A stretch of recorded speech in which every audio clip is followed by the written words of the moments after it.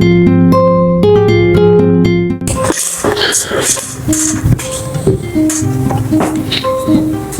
am I just not saying this? My mom called me.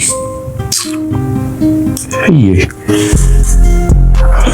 I'll call her after recording this, because if I call her now, I might not have time to do this recording, because when me and my mom get on the phone, it takes God coming down from heaven to end that call, because she would talk, and I enjoy listening to her talk.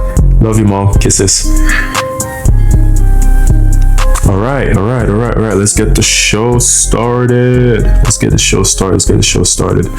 This would be our official episode one. Welcome. If this is your second time with us, welcome. If this is your first time with us, welcome. All right, let's jump right into it.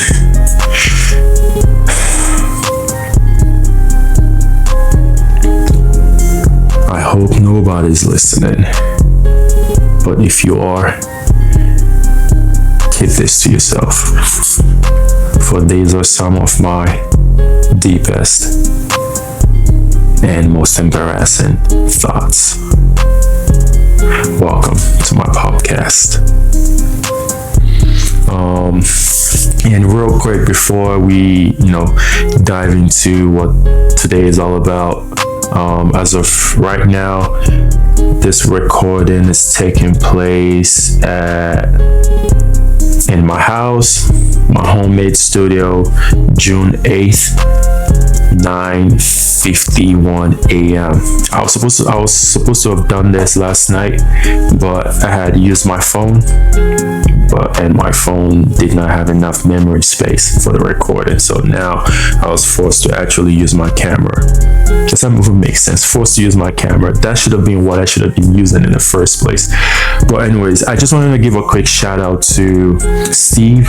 I forgot his last name, but he's the host of the podcast. I watch and I listen to a lot of podcasts, but this is one of my favorite, The Diary of a CEO. You see that intro, or you heard about that intro I just used? That was inspired by him. Anytime I listen to his podcast and I hear that intro, it's like I'm being invited into his personal space. And that's how I want you guys to feel whenever you guys listen to my podcast, or listen to my voice, or watch my podcast. You're being invited to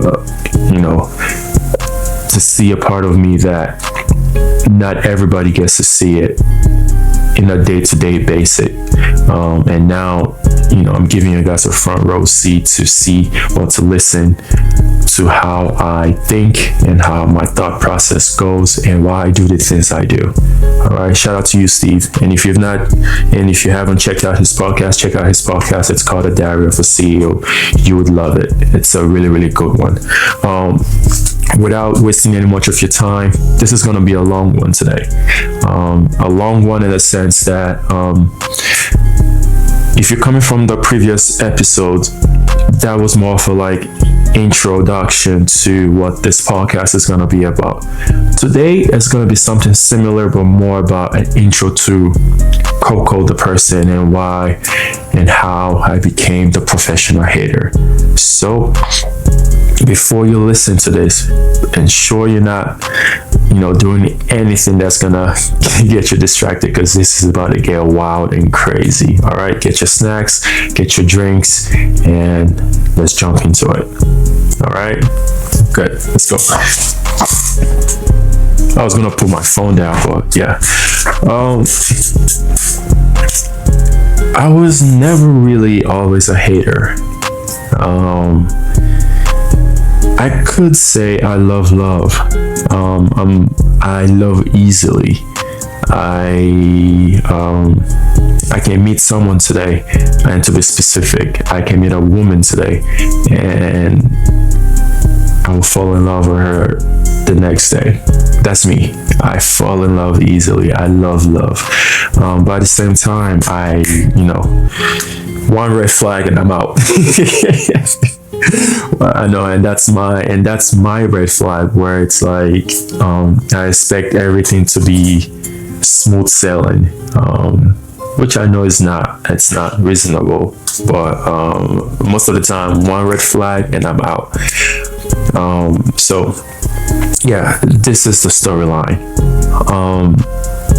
I moved to the US in 2008, I think 2008 or 2007. I can't remember. It's been a minute, and I started content creating at, I think, 2012, 13. I'm not sure, but I was with my godmother.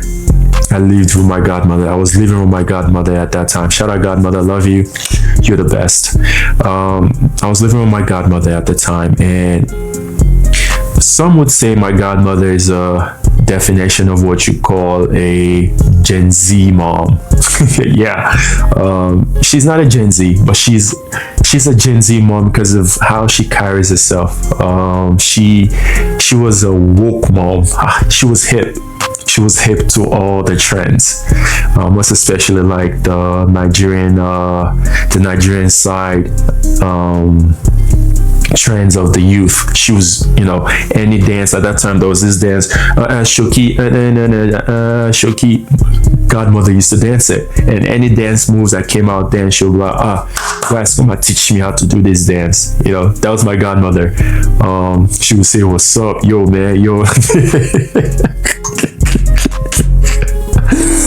So I used to create content with my godmother. Then she wasn't always fond of it because I was always carrying my camera.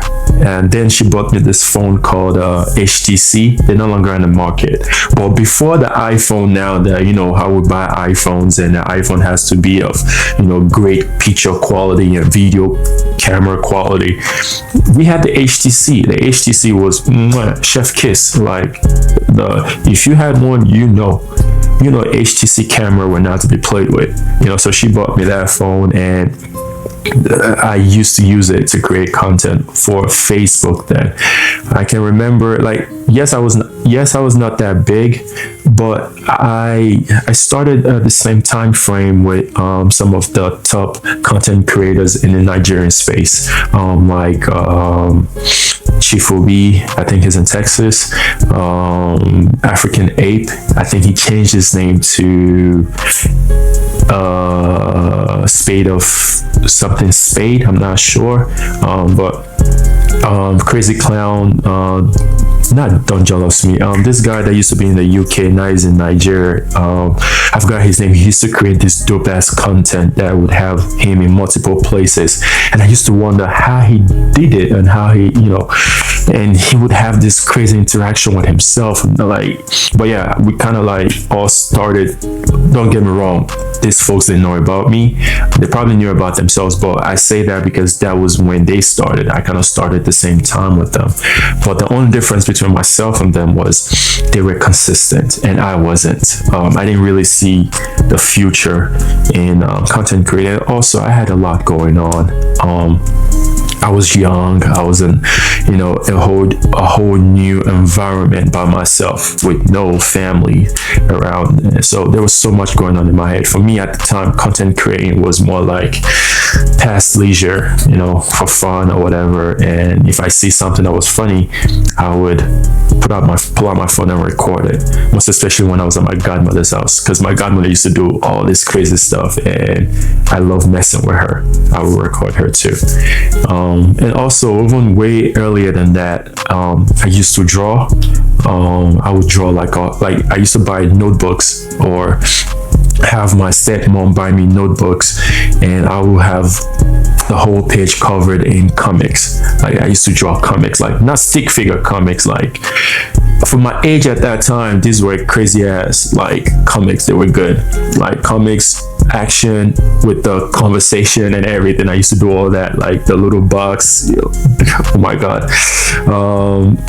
And my friends in schools would ask me to draw for them and all that. So I've always been in a creative space, or had a creative mindset, but I wasn't sure what exactly I wanted to do with being creative, and I wasn't sure what direction I wanted to go with it. So I was kind of like a jack of many trade and master of none. So fast forward away from my godmother, I got to college, and plus also before I go there, around that time, being African wasn't cool. Like, I just moved from Nigeria to a whole different environment, and I love my African Americans. I love my brothers, African American brothers and sisters. But let's say this, it is. At one point, being African wasn't cool, and this is from my perspective. We used to be called a lot of names, or at least let me speak for myself. I used to be called a lot of names, which I'm not gonna repeat. I'm sure you guys have heard of them, and it didn't make me feel good. So then the only people I was friends with in high school were my other African friends who were in the soccer team. And plus, I was like this scrawny kid. I was about 5'6". In my junior year, I was about 5'6", not tall. My head was huge. My ears were like floppy. In Nigeria, they would say I would be called Amahedoforo because of how big supposedly my head was, and my ears would be what you Americans say, is it Jumbo? The elephant with the floppy ears. So I understand why nobody will find me attractive, which is okay. It's all right. But at that time, nobody, I wasn't the tall kid with the football jacket walking the hallway with the nice Nikes and Jordans, all that stuff. I didn't have the swag then. But as God would have it, thanks to my mom and my dad, shout out to y'all, kisses again, I had a crazy growth spurt. The ending of my junior year to my senior year, I grew from about 5'7" to 6'3". Yep. I had a crazy growth spurt, and with that, started hitting the gym. My muscles, I'm still skinny, but I started having definition in my body. I started working and I was making a little bit of money, so my fashion sense kind of changed. I started wearing some nice stuff. I wasn't wearing FUBUs anymore, and don't get me wrong, FUBUs were nice. If that was all you could afford at the time, that's great. That's all I could. I'm not gonna knock it. I had my FUBUs, and then FUBUs would have replicas of Jordans. So shit, if you say you got Jordans on, I got FUBUs on. They look just alike. You know what I mean? But anyways, my fashion sense kind of changed because I had a job now. I was making a little bit of money, got some nice clothes, and I got to college. And when I got to college, everything changed. Woo! I went from the kid that wasn't getting any attention to the kid who's, oh my God, bro. Oh my God. College, bro. It was crazy. College was crazy. So I was getting all this attention, and I didn't know how to act. I was acting, I wouldn't say I was acting a fool, but I wasn't, but anyways, college was fun. And plus I met some great friends in college. Then we had like this crew. We weren't really a crew, but we were, in a sense that at parties we were together, but we kind of lived in different dorms, and we all had like different majors.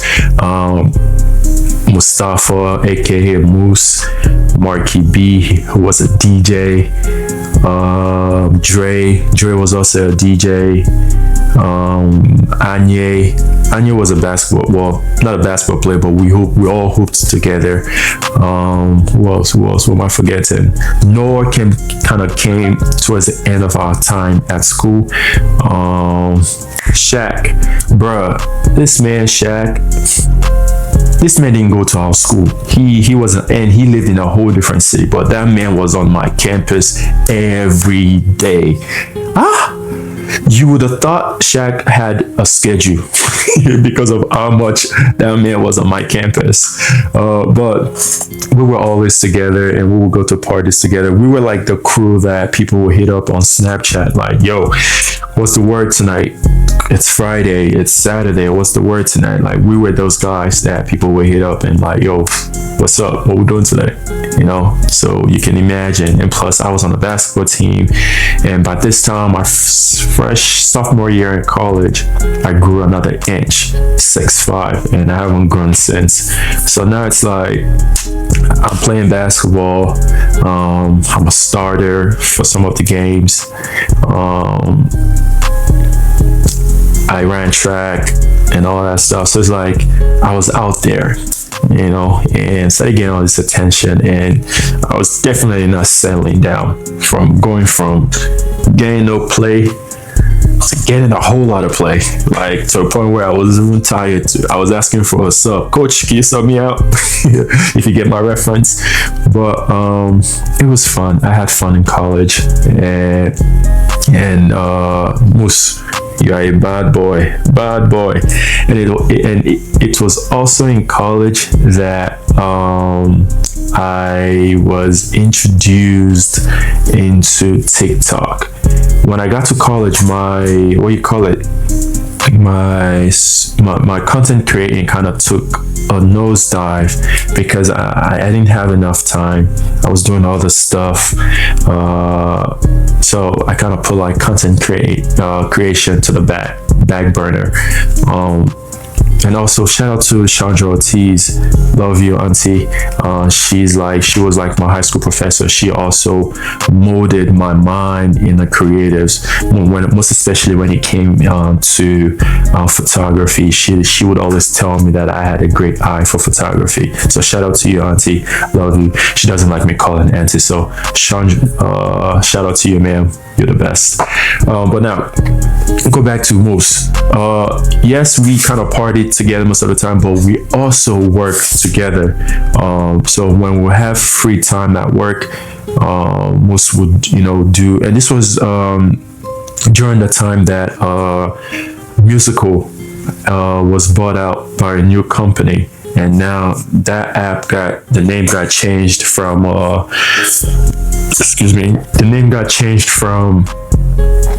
Musical to TikTok. So everybody was on it. It was the new shiny thing and stuff like that. So my boy Mustafa was on it, and he would do, the dance challenge, like, like, y'all know. I know y'all know what y'all know what I'm talking about. So that was, that she was like one of the epic viral dance that went crazy, back in the day, a couple of years ago on TikTok. And he would always do it, and he would do like the voiceovers videos and stuff, and sometimes he would want me to be in it, and we're bored, sure, why not? And after a while he was like, yo, Coco, why don't you get this app, so you could also do your own stuff. At first I was like kind of reluctant, because I'm like, shit, I've been trying to grow Instagram for like the longest, and Instagram is not going anywhere. And I think at this time I had like 2,000 followers on Instagram. So bruh, Instagram was not going anywhere. So I'm like, what's the point? I beg, content creation is not for me, it's for people like you. But the more I saw him do it, the more I was intrigued. I was like, okay, you know what? I'm gonna go create my own stuff in my own account and do it. And and the rest was kind of history. When I got on, I wasn't sure what was gonna be my niche. I wasn't sure what was gonna be my niche. So that took me a minute. So I was just kind of like doing everything that everybody was doing. I did the dance challenge, I did the voiceover, I did the stitching other people's videos to do a voiceover, all that stuff. I was doing all that stuff, and every now and then I'll get like a video that got like 5,000 views and 500 likes, and I'm like, yes, I'm going viral. But I remember this day, I was scrolling. Where was I? I was still back in my old previous state, and I think I was at work with Mustafa when I came across this video of a couple that initially, like when I seen the video, my next reaction was like, ew, what's this? Are y'all serious right now? Like I kid you not, that was my genuine reaction. Like, so the video was she and her partner was laying down, and she tried to get up to go do whatever she wanted to do or wake up, and when she was trying to get out of bed, her partner kind of like pulled her closer, pulled her back in bed, and she lifted her head up and did something like some girly stuff, and I was like, so in my head I'm like, so you're telling me that you didn't have anything better to do? You set your camera and your tripod, right? And you and your babe said, okay, we're gonna say 3, 2, 1, action, and pretend like you're sleeping. Make it make sense. It didn't make any sense to me, you know what I mean? So I was like, you know what? And the video had a decent amount of views, I can't remember, and then I was like, no, I'm gonna stitch this video, and I stitched the video and I did the single version. The single version was me laying down with my pillow. So the part where the lady got up, I used my pillow and I pulled my pillow back, instead like readjusting myself on my pillow type stuff, and I scratched my butt and and readjusted myself on my bed, and then I posted it, and I just kind of like whatever, only for me to come back the next day. I came back the next day and Moose was like, yo, Coco, you are famous. Okay, celeb. Okay. I said, I'm like, bro, what are you talking about?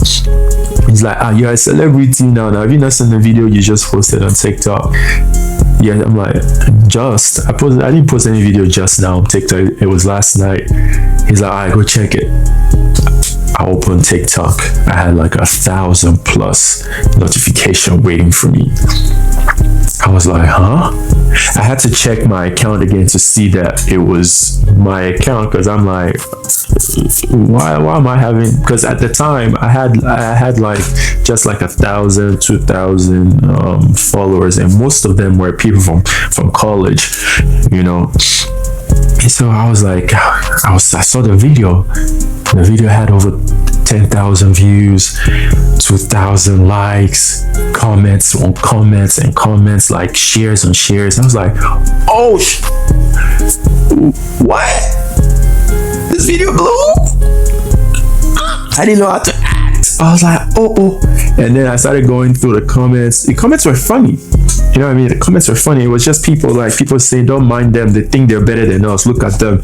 They think they're better than us. God, when is it going to be my turn to have something similar? Like, it was LOL, the crying emoji, the laughing emoji, rolling on the floor, people sharing. So that was what the comment section was about. Oh, they think they're better than us. Look at them. Oh, God, I want something like this. God, when? Stuff like that. And it was funny, I tried my best to respond to as many comments as I could, but the comments just kept coming in and pouring and I couldn't respond to all of it. I think that day I responded to about 150+ comments, but the video kept coming, kept going. I think the video maxed out at like 800,000 plus views. And that video got me like from like 2,000 followers to like 8,000. I kid you not, just that video. But I didn't what's the word, I didn't work on that success. I kind of like went back to doing all my other stuff that I was doing, like the other kind of content I was doing. But after a week or two, I looked at it. I was like, the video that I did before went viral. What if I did something similar to it? But at this time, I moved from my previous state to a new state. I moved to Atlanta. ATL, yo, shout out to everybody in ATL. But I moved to ATL, and it was, I left my friends and family behind, starting over in a whole new state. So even during that process of me moving from one state to another, I kind of also took a break from content creating. So when I kind of went back, I was still trying to figure out how, what kind of content I was going to do. And that's when I remembered about my most viral video, and I was like, you know what, I think I'm gonna like try to do something similar to this again. And the next video that I did also went crazy viral. So this was it. The video was of a man proposing to his girlfriend, and she collapsed backwards. Yeah, she collapsed backwards. And I'm like, huh? So you mean to tell me that you were waiting for so long, or however long you were waiting for, to get proposed to, only to collapse when he finally asked you the useless questions? Would you marry me? And you could not think of any other reaction but to collapse. No, make it make sense. What if he had asked that question, would you marry me, on a pavement? You would have fell and busted your skull on the floor because you want to be dramatic. No, make it make sense now. Make it make sense. So yeah, shorty fell, luckily for her, which I don't think is luckily. I think it was a planned job. It was a planned job. They planned it. She planned it, because I'm sure if it was a paved ground, she would have not have done what she did. But it was grass, so it has a little padding. So she fell backwards, and I think there was somebody back there also to soften the fall a little bit. And I was like, look at these people. So my reaction was, I was actually wearing this exact bonnet, and I had at the time I was making gari when I was watching the video. I was making gari. I had this powdered milk called peak milk. Most of my Nigerians would know this, or Africans would know this. I was making gari with powdered milk and sugar. So I was just like, you know what, I will use this powdered milk as part of my,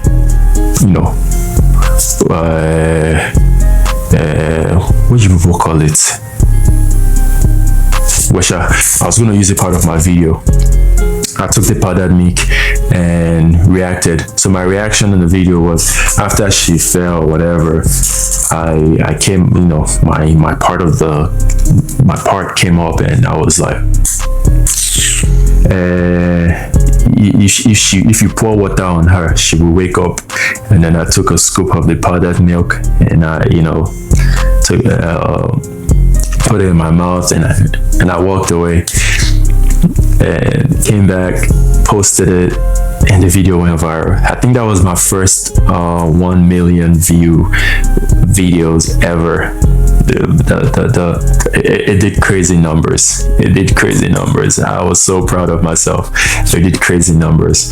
My followers went from, at that time, now I was at like 8K. My followers went up crazy numbers, like 20,000, And I started doing more videos like that, and I was getting good numbers, not viral numbers, but like good numbers, like 40k views, 50k views, 100k views and stuff.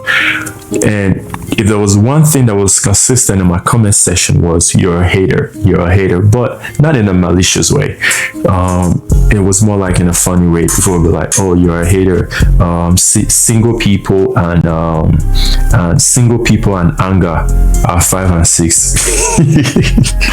That's what they would say. Like, I was angry, and then I think someone had commented, this guy is a professional hater. Why is he always hating on people's relationship? And he kept, every time he would comment on my post, he would say that, and other people started, taking from him and comment, professional hater, professional hater, professional hater. And it just kind of like made sense. So I was like, I think I found my niche. Literally, like, I think I found my niche. And at that moment, I changed my name from Coco King to the professional hater on TikTok, on Instagram. I kind of left my Facebook what it is, because for me, Facebook was more like for family and friends. I don't really put most of my internet shenanigans on Facebook. I just go there every now and then to like pictures of mom, dad, siblings, or whatever the case may be. So I just kind of changed my name, and that's how the name, the professional hater, came along. It was actually given to me by somebody from the comment section, and I just kind of went with it, and it kind of makes me happy in the sense that I have created a niche for myself in some way. It might not be the best of the best, but I have created my own lane. Whatever way you want to look at it, I have created my own lane. Like, you have people who are photographers, you have people who are videographers, musicians. Like, these are people who are in people's lanes that was created for them. But for me, it's like I created my own niche. Like, they're like, yes, you will come across videos every now and then where people would hate on other people's video, but it wasn't solely what they were known for. Like, I am literally known for being a hater. Like, if I was to be walking down the street today, people would look at me and be like, is that not a professional hater, Coco? You know what I'm saying? Like, that became my brand. That became my niche, became my lane, and I love it. I love it that I have somehow created my own lane, and I can't be mad at that, And also, another surprising thing is, the more I started growing, most especially on TikTok, I kind of blew up on TikTok, in the sense that my TikTok for now has capped out at 230,000 followers. Some of the videos I was reacting to of these creators, this couple creators, they would follow me back, and I used to feel bad in a way that I'm out here talking shit about people's relationship. You know what I'm saying? I don't know how they might feel about it, but they would comment LOL on my post. Ha ha ha, sorry, we didn't mean to make you upset. Don't worry, next time we would not record ourselves kissing each other, or we would not record ourselves, loving up on each other. And also, you also got to a point where they would tag me in their videos to react to it, and they followed me and I followed back. So I was like, okay, if these people that I reacting to the videos are most of the time not upset, I'm not gonna lie now, I think I've gotten some negative reaction from some people. They probably blocked me, but for the most part, it's always been positive, and they, like I said, they follow me and I follow them back. And these are not just small creators, these are like creators with like over 1 million followers, either on TikTok or on Instagram and stuff. But like I was saying, they would follow me, they would tag me for me to react to the videos. So now my job now is to transform that success, because I was seeing bloggers would take my videos from TikTok and post them on Instagram, but most of the time not tag me. So I wasn't getting, any recognition on Instagram, because people would just take my stuff and not tag me on them, which, I mean, it is what it is. It's on the internet. Fair game, right? So I decided to start posting my stuff from TikTok on Instagram, that way. But Instagram is so difficult to blow on Instagram, man. Kai, I think to have a viral video on Instagram is like when God told Adam that you shall toil the land of the earth before you see food to chop. Like, and imagine back in the day having to like dig the ground, dig the earth before you can plant seed. And some of these soils are really, really strong. So you will dig and dig and dig and dig. That's how having a viral video on Instagram is. You will post nowhere. Your video is not going anywhere. Bang, it's not going anywhere. God, I beg. You would, bro. You will post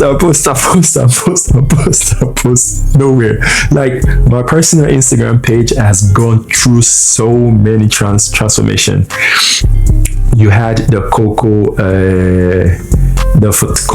photography, Coco videography, just Coco for the pictures, Coco vlog. There's nothing I've not done on that Instagram page. I have revamped that page so many times. I am telling you, so many times I have revamped that page.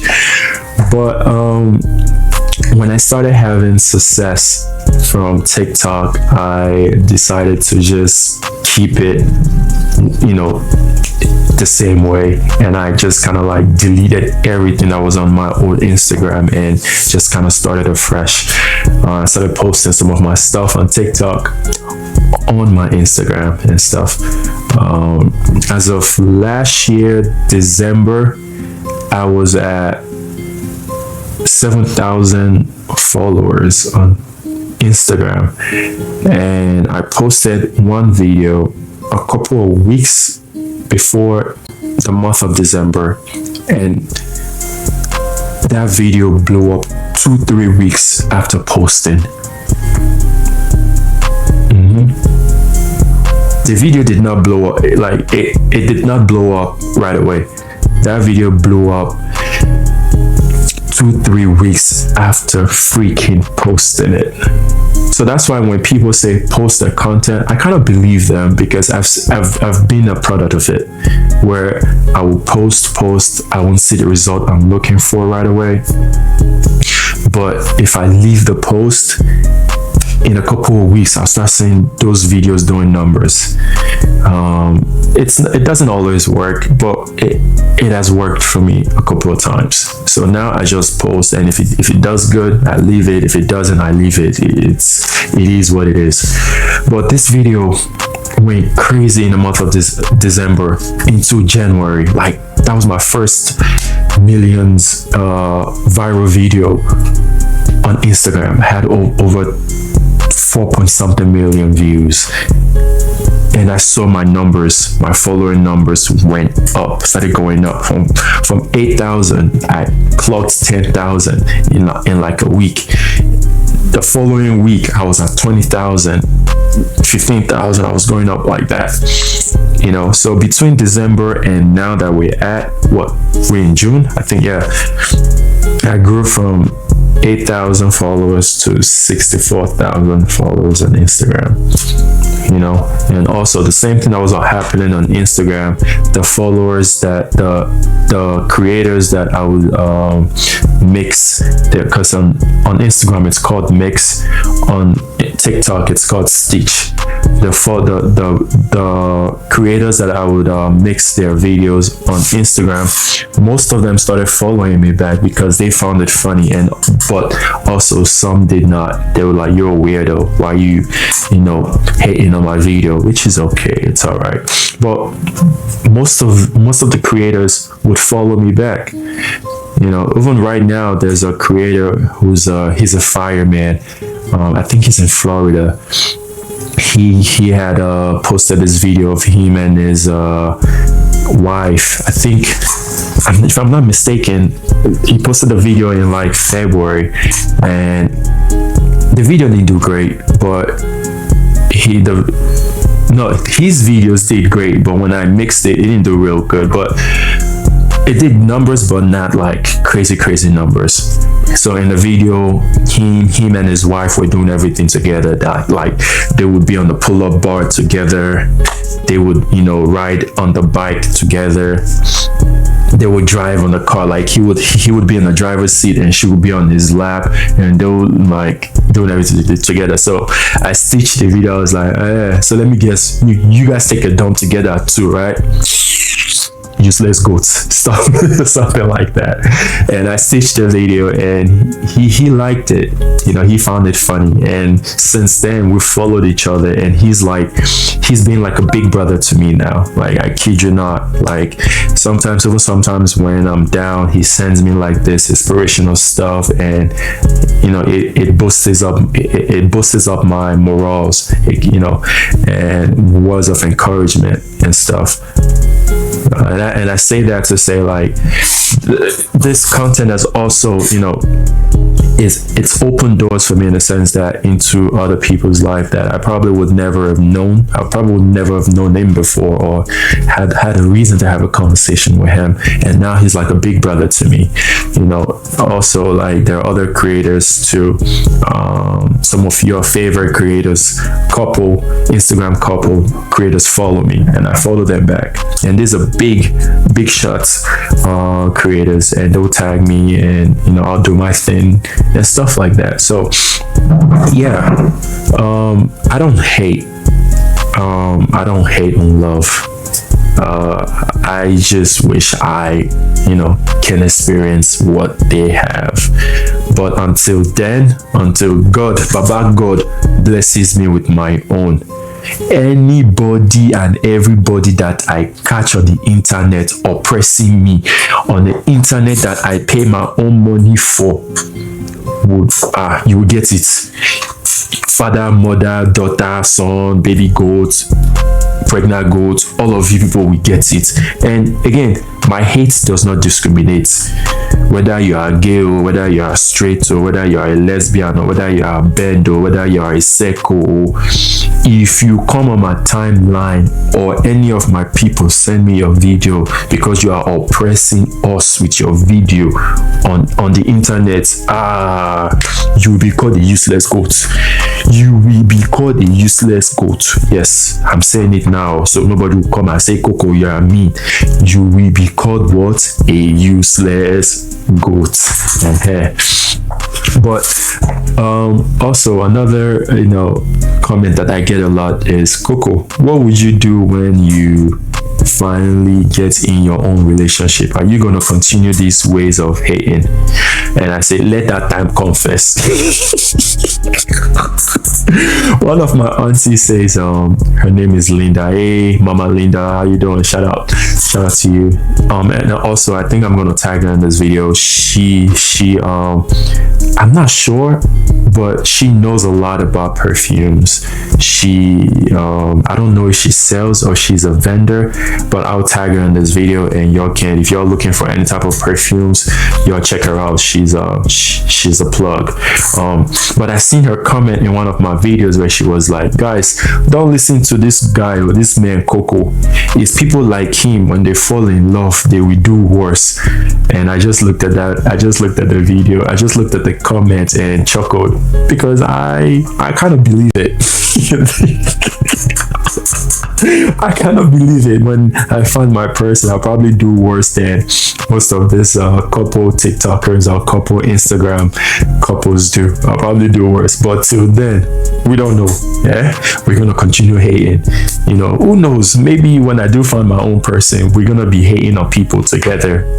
And now we would have transformed from single hating we would have transformed from a single man hating on the internet to a couple that hates on other couples. That would be epic. That would be epic as hell. But I'm here for it. Definitely. I'm here for the growth. But yeah, that's my story. And also I also get asked, where did the name Coco come from? The name Coco came from my favorite artist. His name is D'banj. A lot of my Africans would know him. He's one of the pioneers of Afrobeats. But his name was his stage name was D'banj, aka Coco Master, and I loved him so much that I wanted to kind of be like him in the sense of not being a musician, but he had like that swag, that steez, that composure. He was the ladies man type shit. He was the ladies man. So I wanted to be like him. So I got the nickname from that, Coco, even to the point where my first name starts with an A.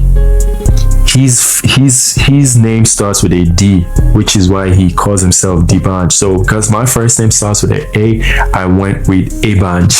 That's how obsessed I was with my uncle. I call him my uncle. He doesn't know me, but you're my uncle, don't worry. He was in Atlanta a couple of months ago, and if I had said something on time, I would have had the chance to meet him, but I didn't know he was coming, so I didn't even. But it is what it is. We'll meet some other time. But yeah, that's how I got the name Coco, and now I'm Coco King _ hater, and that's my story on how I became your favorite internet hater.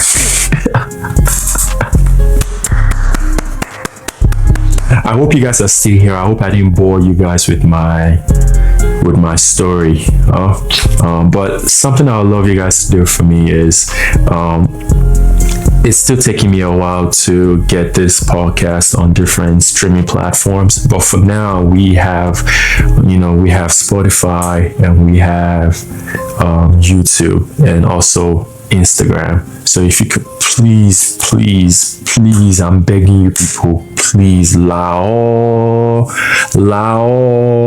if you could please go follow us on Spotify, drop a comment. I don't know if you can like and rate us a 5-star, because the more you rate us 5-star, the more Spotify pushes our content to new listeners. And also on YouTube, go subscribe to our YouTube channel. It's free. It's free. Just click the subscribe button, listen to it, watch it, and drop a comment. It's free. I'm not asking people to buy merchandise yet. That one is coming in the future, but just subscribe. It's free, please, Lao. Because when I see that, it encourages, and it's not just for me, it's for creators in general. When we're putting a lot of work into our content for your consumption, and we don't see interaction and engagement, it kind of drops our morals down, most especially when you've put in a lot of work and you're expecting a good turn up and nobody shows up. Like, for instance, I would post stuff on my story, and on my story over 2,000 people saw it. 3,000 excuse me, over 3,000 people saw it. Then I'll go back to the post that I posted, only 20 likes. Why now? I don't want to call you people monitoring spirits, but if 3,000 people saw a story Why can't at least half of that 3,000 people click on that story and go to the actual post and just like it? Even if you don't comment, like, maybe share, to support us content creators that are not asking you people to pay us money yet. Just like, share, maybe comment, please. Thank you. Let's see. I hope I'm not forgetting anything, but thank you so far to everyone that has been part of this journey. It hasn't been an easy one. It has not been an easy one. But slowly but surely we're getting there, and we will get there. But I can't do it by myself. I was listening to this podcast by Steve again. I think he had interviewed Trevor Noah, and Trevor Noah said, nobody, like, this saying of self-made, it's not accurate. Like, nobody ever made it by themselves. You've always had help, either directly or indirectly. So I'm not calling myself self-made. I need help. I need help. I need you people's help. And you people's help that I need is listen, comment, share, either on Spotify or on YouTube. Tag me on your Instagram story, put it on your WhatsApp status so we can grow. Please, that's how you can support me, at least for now. Thank you. Let's see kakabo. Let's see. And also moving on from next episode, we're gonna be having segments, and we're gonna have a segment where we're gonna read out your dilemmas that you sent in, and I want you guys to send in your dilemmas, and I want them to all be in one place on our Instagram page at the Professional Hater Podcast. Again, our Instagram page is the Professional Hater _podcast. So either you send us a DM or send us an email at kokokingme@gmail.com. That's KOKOKINGME. I'll say that again. I think I messed up. KOKOKINGME.